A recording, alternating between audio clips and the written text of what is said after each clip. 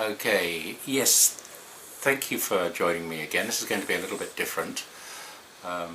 It relates in many ways to what I've been through over the last, say, 3 or 4 years, and what my family's been through and our friends have been through who have supported us, and my family in England who've supported me, and everybody who's watched this ordeal that we're going through. It is something that's really changed all our plans. I had hoped to sort of go on the road and write more about the science and the philosophy that I'd been uncovering over a number of years by opening my mind to how other cultures see health and a deeper understanding of the physics of the body, the biophysics of the body, how such terms like non-locality and quantum physics fit into how we as humans function and why it is important, and try to do it at a level that could not be dismissed by the skeptics who are locked into a materialistic mindset. Most, I'd have to say, aren't particularly bright when it comes to arguing, because you can usually annul their arguments very quickly. And over the years I've become concerned that, certainly in my profession, that the whole concept of human soul has been relegated to some sort of level that can be laughed at, where this contradicts what people are saying to me on a daily basis. Also the concept of living, meaning behind why we're here. The concept of death. Is death the final frontier, or just one step to another area of our consciousness where we may well connect to realms which we only touch on in this life? These seem to be pretty important, particularly as I'm seeing so many people who are facing death. We're all facing death the moment we're born, but for some it's more imminent than others. So that was my plan, was to expand on those areas. But what I've been drawn into, of course, is such a dark side of humanity that I can't ignore it. In fact, it's been yelling at me. And I have to think there's some meaning in that. I have to think that somehow I've been directed into this area.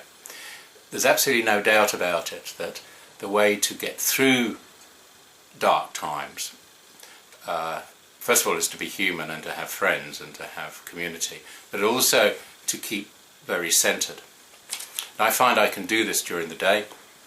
I find at night it's much more difficult, where the mind spins and one can revert to feeling that one has been dealt very harsh blows, and one can get angry. But during the day like this, I can begin to rationalise it.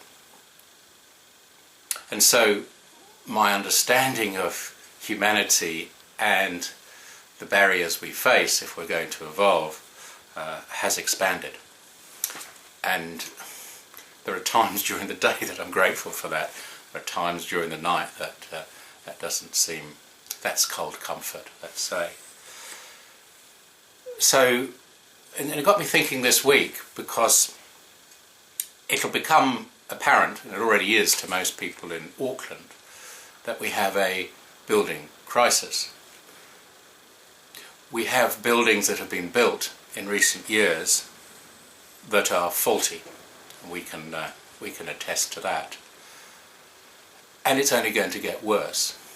When we came to New Zealand 40 years ago now, the buildings were of a high standard, and the builders, and they still are, the proper builders, most of them are very honest, hard-working, highly skilled people.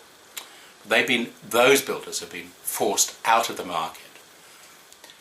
And I don't think, I think that what's happened is in parallel to this growth in neoliberalism, this growth of big corporations taking control of a market which they have very little interest in apart from making money. Certainly the people we met and confronted in New Zealand's so-called best and most premier building company had no idea about building and had no... What was the amazing thing, and I think this is where, in retrospect, it really shocked us, they had absolutely no pride in their product. And so if you look back over the years, can you say Christopher Wren had no pride in St Paul's Cathedral, for instance? Did those people who built the pyramids have no pride in what they were doing? Of course they did. It was a noble art. The Masons, the Freemasons, and basically were formed on those hard-working people who worked every day in a mindful state in collaboration with others to produce something of beauty.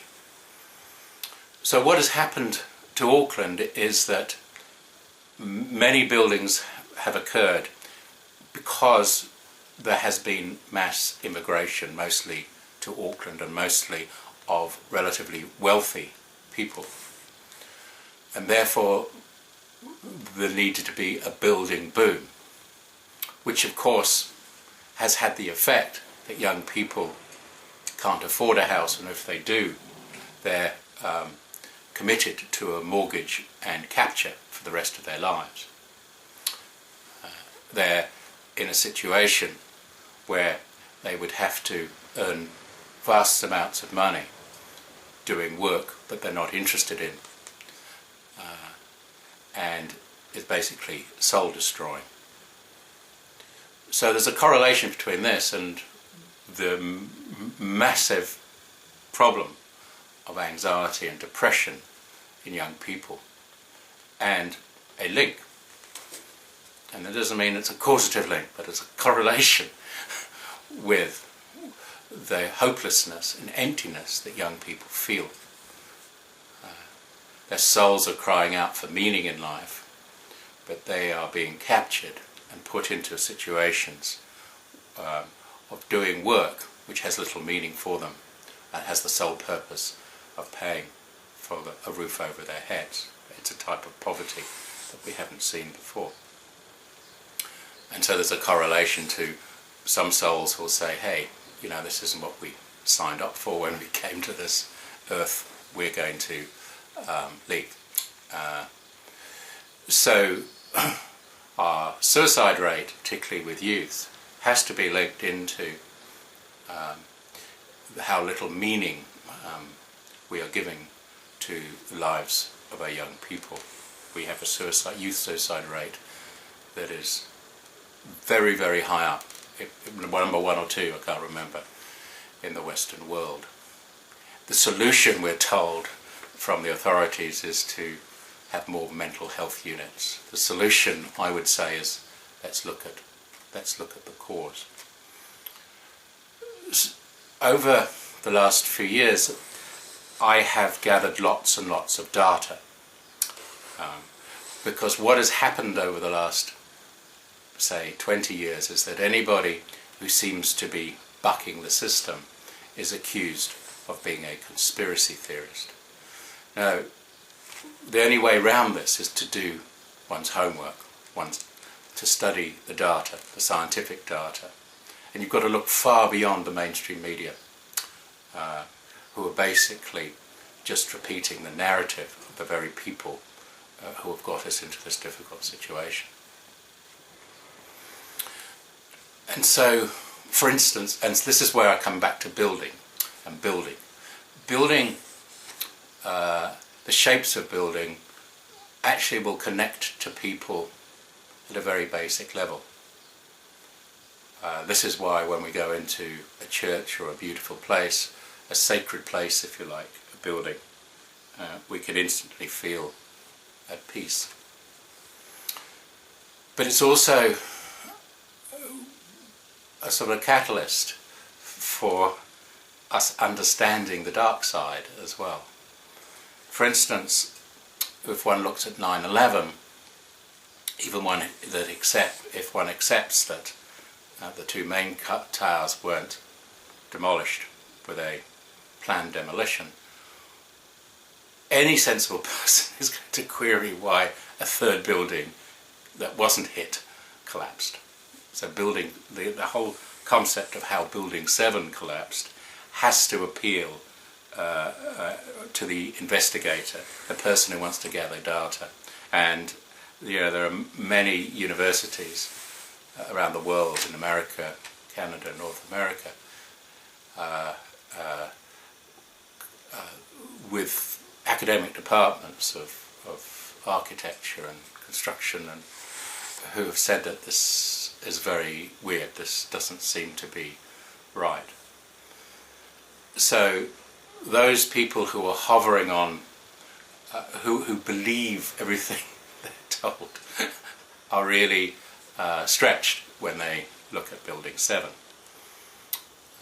And so, oddly enough, the collapse of Building 7 acts as a wake-up call to people, sensible people, particularly people who want to stay centred in the middle.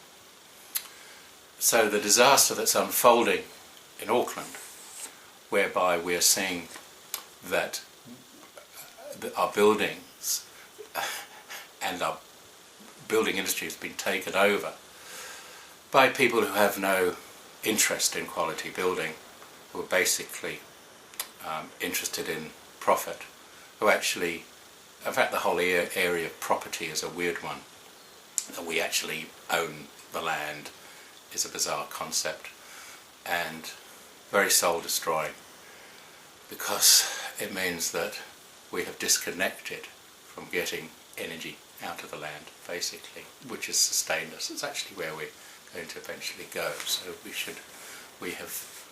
we are taking the soul away from our land.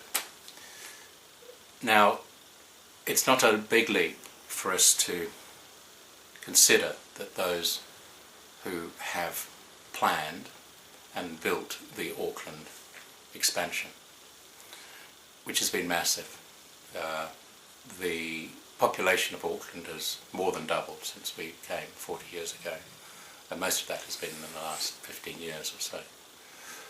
It is no exaggeration to say the building boom has been at the hands of psychopaths. Now, when one says that, one realises there's actually a level of darkness even beyond the yearning and the greed for profit at the expense of beauty and the soul of the land.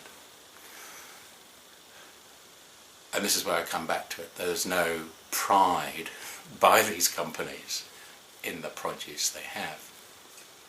So by using cheap labour, not the great, fantastic, dedicated Kiwi builders, they're producing products for profit, but they're also knowingly producing product which is inferior, which will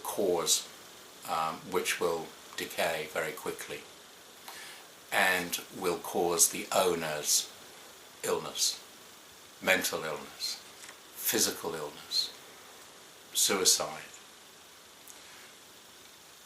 A psychopath is addicted to the suffering of others. And there are many layers of that. In New Zealand, the member of the richest family who've based their riches on massive property development is married to the Chief Justice, who appoints the judges.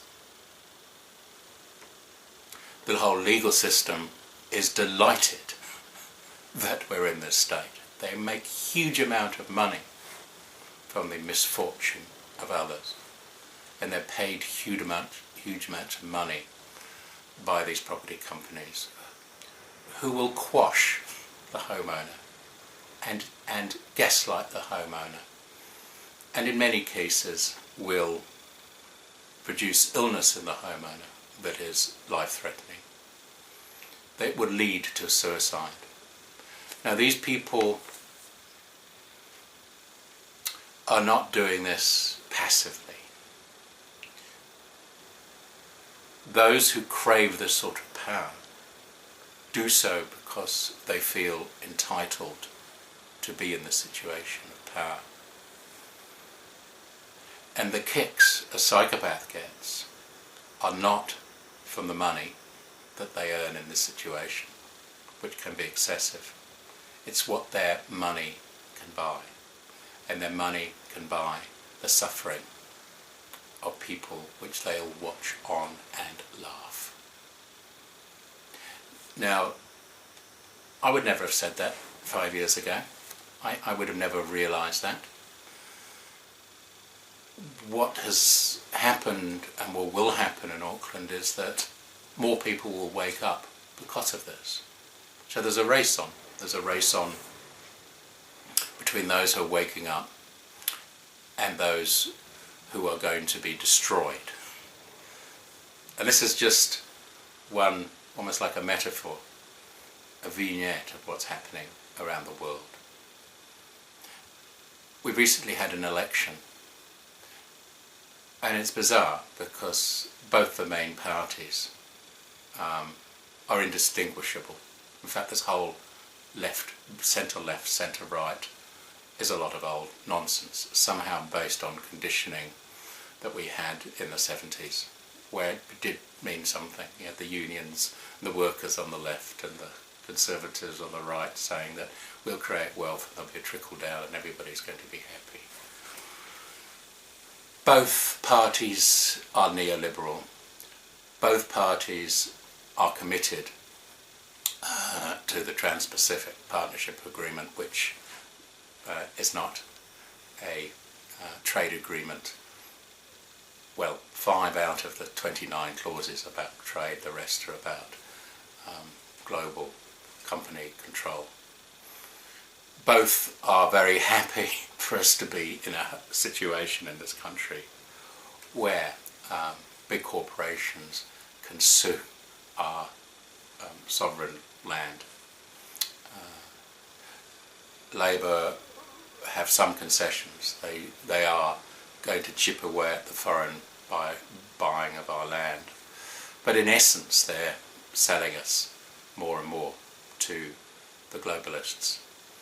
So the people I've talked about so far, the property developers, the bigwigs here, the dark bigwigs here in New Zealand, they're very low down on the pyramid of power. You know, if we're down here, they're around here. Just a little bit above our government, of course. So then we get into the globalists and the financiers or whatever, and that's what we want to buy into. What happens when you create a referendum like in the UK is that those politicians get a shock because the people have their say, and basically the people in England were voting against this control that's out of their hands. In fact, it's all very weird that seemingly intelligent people would actually happily vote for others who they don't really know to look after their lives. They're really saying, we're not bright enough, we're not brave enough to mean anything. Therefore we have to align ourselves with a so-called party. And most of that is a party they're conditioned to vote for, and a facade of personality politics that we know is a complete facade. So the building crisis here, which will see many people suffer, will wake people up, more people up than we think, to realities in the world. And if my journey has been of any use at all, it's been for me to wake up and know that there is a challenge ahead for people with values, for people who understand soul, and for for people who care about other people. We can do it because the opposition have evolved in a very different way, and there are few of them, and they do not appreciate what the majority of people appreciate. In other words, they do not feel love, they do not link facts with their emotions, therefore they're happy to lie, and they are scared of their own survival. So watch this building crisis, and if you can, and up until now feel that